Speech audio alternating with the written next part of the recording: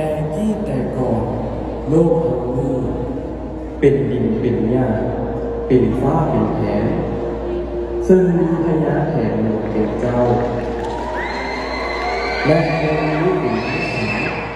ที่แถนได้ทรงลงไปยังเมืองมนุษย์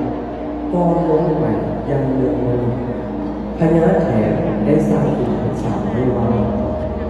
คนเมืองนุ่มกินข้าวขอให้บอกหายกินแรงกินง่ายขอให้บอกแผนแต่คนเมืองขอได้แผนได้ประสานให้งานร่วมมือเย็บให้คนเมือง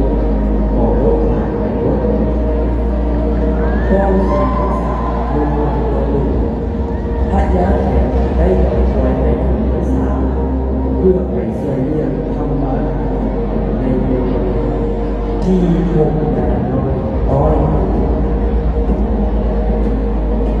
เมื่อหลายปีต่อมา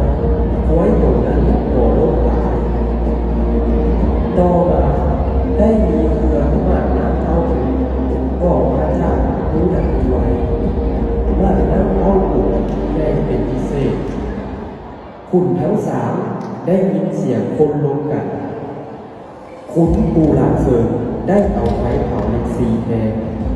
ก่อมีคนบุกเบียดกันออกมา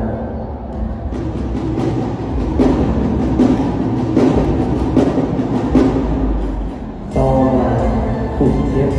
ได้เอาซิวจันจอตื่นก่อมีคนบุกลักออกมา